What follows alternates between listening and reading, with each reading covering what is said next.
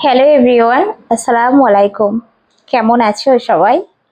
আশা করছি যে যেখান থেকে আজকের ভিডিও দেখছো সবাই ভালো আছো। আলহামদুলিল্লাহ, আমিও কিন্তু খুব ভালো আছি। মারভাস কিচেন ব্লগে সবাইকে স্বাগত জানিয়ে আজকের ব্লগ শুরু করছি। আশা করছি আজকের ব্লগ তোমাদের খুবই ভালো লাগবে। তো চলো ভিডিওটা স্কিপ না করে দেখতে থাকো।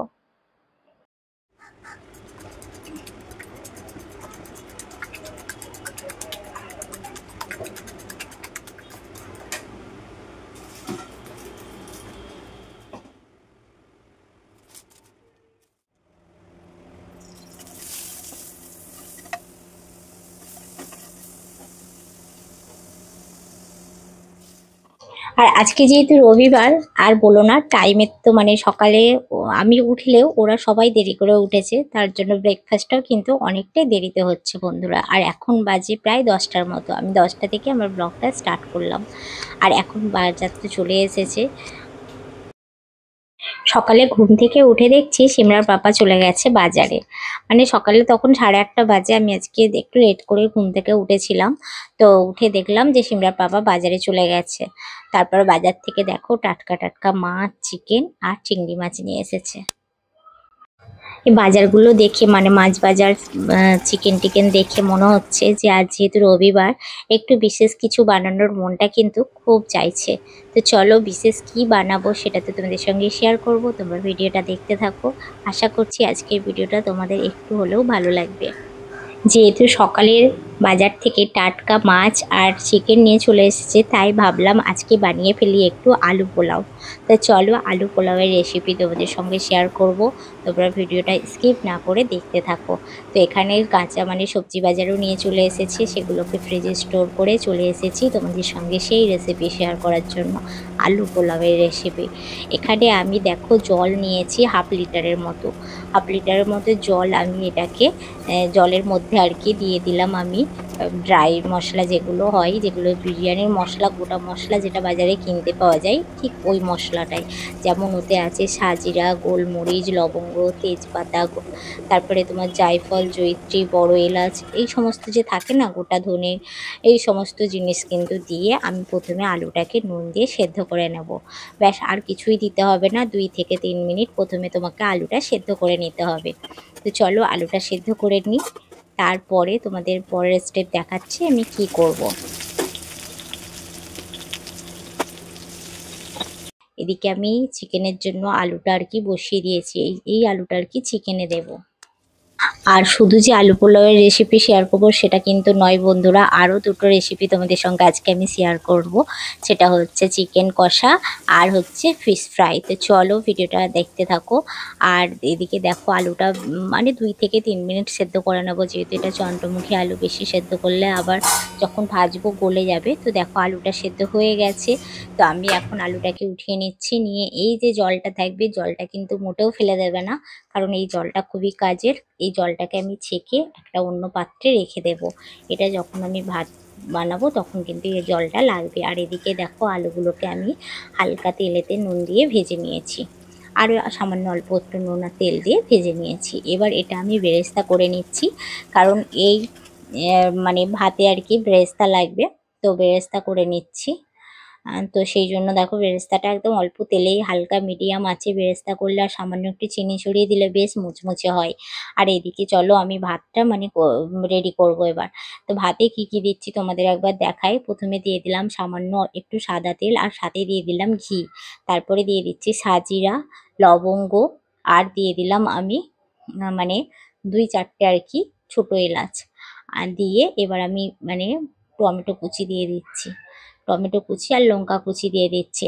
তোমরা চাইলে এখানে একটুখানি আদা রসুনের পেস্টও ব্যবহার করতে পারো, কিন্তু আমি করছি না। সেটা দেওয়ার কোনো দরকার নেই বলে আমার মনে হয়, কিন্তু অনেকেই করে, এখানে একটু হালকা আদা রসুন পেস্টও দেয়। তো যাই হোক আমি দিচ্ছি না। তো দেখো এখানে আমি চালটা 2 ঘন্টা ভিজিয়ে রেখেছিলাম। এটা একদম মানে ভালো কোয়ালিটির যে বাঁশকাঠি চালটা হয় সেটা নিয়েছি। তোমরা চাইলে এখানে কিন্তু মানে বাসমতি রাইসও নিতে পারো, যেটা বিরিয়ানির চাল আর কি, ওটাও নিতে পারো। তো এখানে আমি 500 গ্রাম চাল নিয়েছি, তাতে একটা বড় সাইজের টমেটো অ্যাড করেছি। তোমরা চাইলে এখানে 2টো টমেটো ব্যবহার করতে পারো। তো দেখো টমেটো দিয়ে কাঁচা লঙ্কা আর যে ফোড়ন দিলাম ওই ফোড়ন দিয়ে ভালো করে চালটাকে কিন্তু কষিয়ে নিতে হবে। তবে কিন্তু ভাতটা ঝুরঝুরে হবে, মানে ঘিয়ের সঙ্গে ভালো করে কষিয়ে নিলাম। নিয়ে তারপরে দেখো জল অ্যাড করে দিলাম। আর এই জলটা অবশ্যই কুসুম কুসুম গরম জল কিন্তু, ঠিক আছে। তারপরে দেখো আমি অন্য জায়গায় ট্রান্সফার করে নিচ্ছি, কারণ যেই কড়াইতে আমি রান্না করছিলাম ওটা তোমাদের দেখানোর জন্য করছিলাম, ওটাতে 500 গ্রাম চাল ধরবে না। তো সেই জন্য আমি একটা হাঁড়ির মধ্যে করে নিলাম। ভাতটা কিন্তু 80% হয়ে গেছে। 80% হয়ে গেছে মানে আর 2-5 মিনিট দমে দিলেই কিন্তু ভাতটা আমার রেডি। এই পর্যায়ে কি কি অ্যাড করলাম সেটা তোমাদের দেখিয়ে দিই। আমি কিন্তু ভাজা আলুটা অ্যাড করে দিয়েছি, ক্যামেরাটা অফ ক্যামেরার মধ্যেই আর কি হয়ে গেছে ওটা। তারপর আমি তোমাদের দেখিয়ে দিলাম সামান্য অল্প চিনি, কারণ এই রান্নাতে ঝাল ঝাল মানে ভাতটা হবে। একদম সামান্য চিনি, ধনেপাতা কুচিটা অবশ্যই দেবে, আর দিতে হবে বেরেস্তা। দিয়ে দিলাম কাজু কিশমিশ, দিয়ে দিলাম ঘি, ওপর থেকে আরও একটু ঘি ছড়িয়ে দিলাম। ব্যাস কমপ্লিট আমার। গোটা কাঁচা লঙ্কা আর দিয়ে দিলাম শাহি গরম মশলা।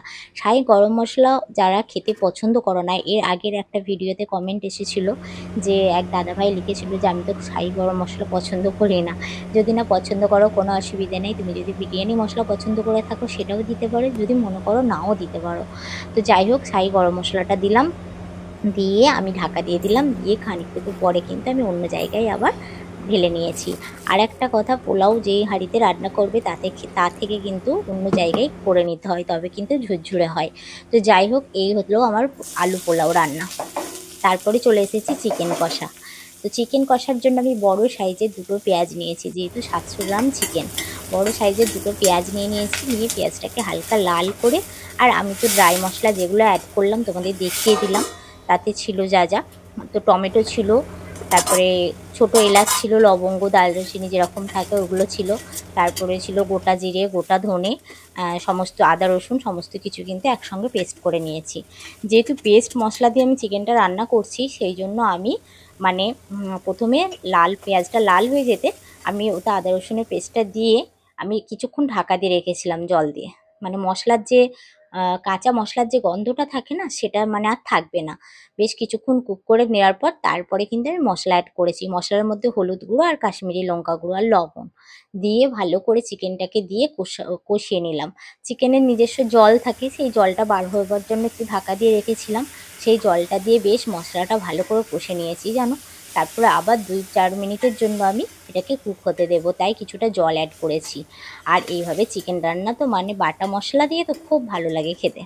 আর দেখো, এখানে ফিশ ফ্রাই করার জন্য এখন চলে এসেছি ফিশ ফ্রাইয়ের মশলাটা মাখিয়ে রাখবো। যেহেতু মাছটা মানে ভাজবো, তো সেই জন্য একটু মশলাটা মেখে রাখলে বেশ ভালো হয়। তো ওই যে আদা রসুন পেস্ট করলাম ওটাই আমি 2 চামচ নিয়ে নিয়েছি, সাথে দিয়ে দিলাম লবণ, হলুদ আর একটু কাশ্মীরি লঙ্কা গুঁড়ো, আর নিয়ে নিয়েছি টমেটো কেচাপ। টমেটো কেচাপটা থাকলে নেবে, না থাকলে নাও দিতে পারো, এটা দিলে বেশ একটু লাল লাল দেখতে ভালো লাগে আর কি। তো যাই হোক, দেখো এই মশলাটাকে ভালো করে আমি মেখে নিচ্ছি। নেওয়ার পর তারপরে আমি এই যে মাছের পেটটাকে কিন্তু 2 জায়গায় আমি একটু একটু কেটে নিয়েছিলাম 2 দিকেই। তো সেই জায়গাগুলোতে মশলাগুলো মানে একটুখানি আমি ভেতরে পুরো দিয়ে তারপরে আমি মাছটাকে ভালো করে মশলা মেখে নেব। এইভাবে পেটের মধ্যেও একটু মশলাটা ঢুকিয়ে দিতে হবে, দিয়ে তারপরে ভালো করে এইভাবে কিন্তু মশলাটা মেখে নিতে হবে সমস্ত জায়গায় মাছটা। দিয়ে 2-5 মিনিট রেখে দাও, বা 10 মিনিটের মতো আমি রেখে দিয়েছিলাম। দিয়ে তারপরে কিন্তু আমি ভেজেছি। তো দেখো, মাছটা এইভাবে আমি মশলা মেখে নিচ্ছি।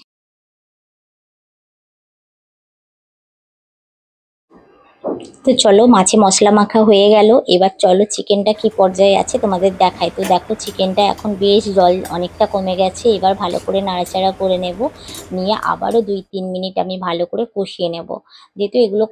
যেহেতু আমি কাঁচা চিকেন রান্না করছি আবার কাঁচা মশলা দিয়ে, সেই জন্য কষানোটা কিন্তু অতি অবশ্যই জরুরি বন্ধুরা। সাথে দিয়ে দিলাম গোটা রসুন। এটা খেতে কে কে ভালোবাসো অবশ্যই কিন্তু কমেন্ট করে জানিও। কাঁচা রসুন দিয়ে চিকেন রান্না বলো, মানে এমনি বিফ বলো মটন বলো, আমার কিন্তু বেশ ভালো লাগে। সাথে দিয়ে দিলাম আলু, দিয়ে মানে কয়েক টুকরো আলু দিয়েছি, বেশি না। তো যাই হোক, দিয়ে ভালো করে একদম কষিয়ে নিয়ে গরম গরম কুসুম কুসুম জল দিয়ে দিলাম।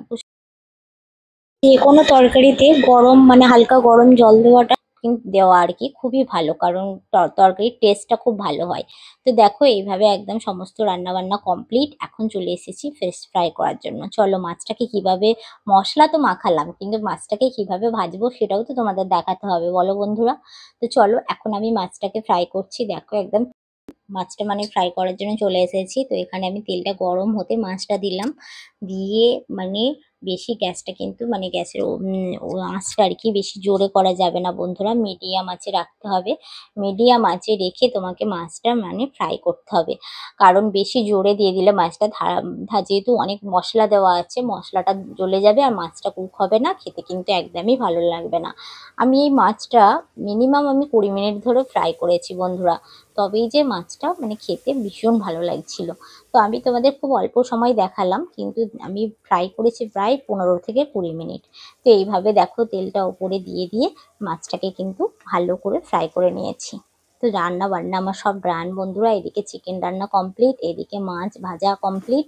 মাছটার সাথে আবার কয়েকটা পেঁয়াজ কুলি ভেজে নিয়েছি মাছের যে তেলটা ছিল এর সঙ্গে। একবার হলেও কিন্তু তোমরা ট্রাই করে দেখতে পারো এইভাবে মাছ ভেজে, যে কোনো মাছ তুমি, আমি যেখানে বাটা মাছ ভেজেছি তোমরা যে কোনো মাছ চাইলে এইভাবে ভেজে কিন্তু খেতে পারো, বেশ সুস্বাদু হয়েছিল। তো যাই হোক এখানে চিকেন রান্নাটা দেখো জাস্ট ওয়াও হয়েছে, কালারটা একদম সেই লাগছে। তো চলো খাওয়া দাওয়া করবো এবার। লাঞ্চের মানে থালিটা একদম সুন্দর করে সাজিয়ে দিয়েছি, বাবা মেয়ে একদম সানডে স্পেশাল লাঞ্চে বসে পড়েছে। এখানে সিমরার পাপা তো চিকেনে হাতই দেয়নি, কারণ ওর মাছটা এত ভালো লেগেছে, মাছ দিয়েই ভাত খেয়েছে। সাথে পোলাওটা তো জাস্ট ওয়াও ছিল বন্ধুরা। মানে তোমরা যদি না রেসিপিটা একবার হলেও ট্রাই করে আমায় বলো, তাহলে আমি বুঝতেই পারবো না যে সত্যি কতটা ভালো হয়েছিল। আমি বলছি বন্ধুরা তোমরা একবার হলেও ট্রাই করে দেখবে। পোলাওটা দেখো কতটা ঝুরঝুরে হয়েছে, প্রতিটা ভাত ছেড়ে যাচ্ছে, পুরো কোনো ভাতের সঙ্গে লাগছে না, একদম ঝুরঝুরে পোলাও। আর এই ঝুরঝুরে পোলাওটা বানানোর জন্য কিন্তু তোমাকে অতি অবশ্যই চালটা কিন্তু ঘিয়ের সঙ্গে ভালো করে মানে কষে নিতে হবে। যাই হোক দেখো হঠাৎ একই অবস্থা বন্ধুরা, ভাবলাম একটু বেরোবো, সানডে স্পেশাল ব্লগটা তোমাদের আরো সুন্দর করব, কিন্তু সেটা আর হলো না। আকাশ হঠাৎ মানে বৃষ্টির জলে ভরিয়ে দিল, কোথায় ছিল জানি না বৃষ্টি, হঠাৎ দেখলাম বৃষ্টি। তো এই পর্যন্তই আজকের ব্লগ রাখছি বন্ধুরা, সবাই ভালো থেকো সুস্থ থেকো, দেখা হচ্ছে নতুন আরো একটি ব্লগের সাথে। আজকের ভিডিওটা তাহলে এই পর্যন্তই রাখছি বন্ধুরা, সবাই ভালো থাকবে সুস্থ থাকবে। আর ভিডিওটি যদি ভালো লাগে তাহলে প্লিজ লাইক কমেন্টে শেয়ার করে দিও। আল্লাহ হাফিজ, আসসালামু আলাইকুম।